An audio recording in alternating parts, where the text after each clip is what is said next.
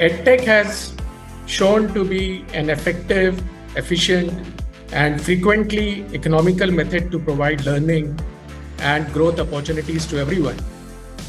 Universities have traditionally been nurturers and custodians of ideas. Now they have to step up and promote ideas through incubation, innovation, and entrepreneurship. In education, the step number one is to remember we are not in the business of teaching. We're not in the business of delivering stuff. We're not here because we have technology which can deliver. We are in the space of learning.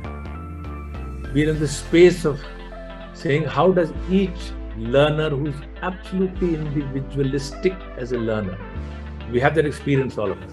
How will that learner learn? The rate of change is going to throw up the need for everyone to become a lifelong learner in a serious way.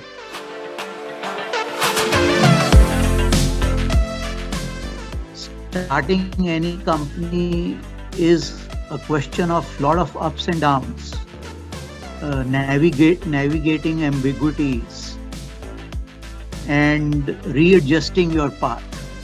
So how you go about acquiring customers and then through word of mouth acquiring next set of customers is a prerequisite to building a profitable company. As an entrepreneur, you want enough empowerment and a very supportive investor.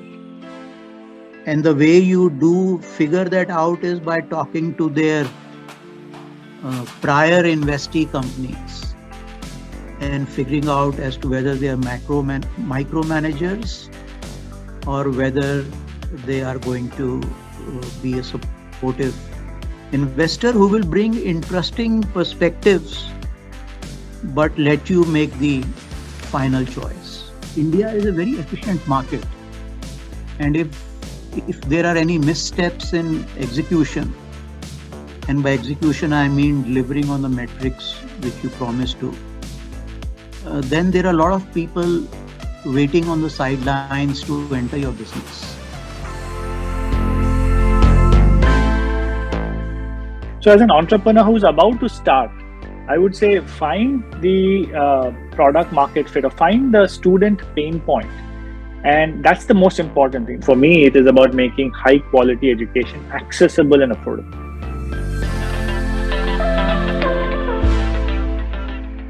For you to gain acceptance by your customer, you have to deliver value. You have to deliver value which is easily measurable, recognizable, and the outcome is something that can be demonstrated not once but again and again. So it's sustainable value creation. There are many great ideas which see the light of the day but are not able to scale for a variety of reasons. Because a lot of the youngsters do not want to join formal employment. They actually want to be in entrepreneurial companies because the hierarchies of these big companies are oppressive. There are a number of pedagogical advantages that can be driven in the physical settings when people come together and the chemistry we are talking about happens. Some of it cannot be easily replicated, however bright the technology is. But the access of EdTech is certainly very, very high.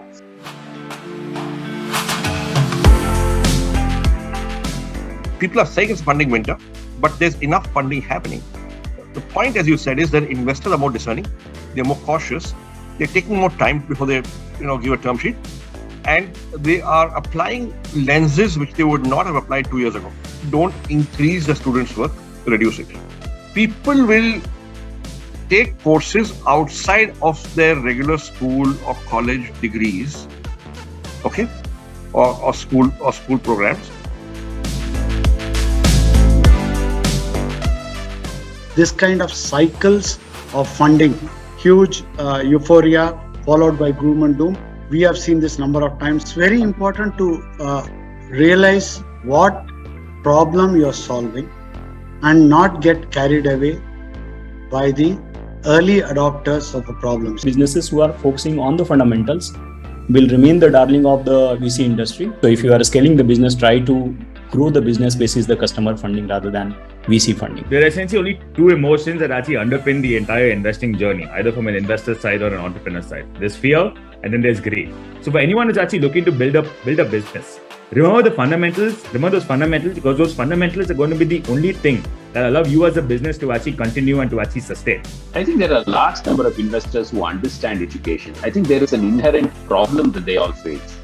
The cyclicity that exists in the private equity world, investment to returning the money to the LPs, and the cadence of the education sector don't match. I found VCs to be a lot more understanding, and VCs understand a longer cycle. It's important to really think through, and that's what good strategy is about, that, how are you going to be different or distinctive? The way people are learning online and the way people are,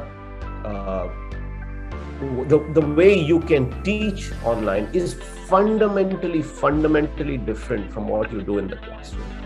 Outcomes somehow are becoming even more important online. People are much more hard-nosed about what is the return I'm going to get. Successful EdTech startup should be efficient and effective and should do the job that it's supposed to do, and not just make money, but to make learning accessible and easy and effective for everyone.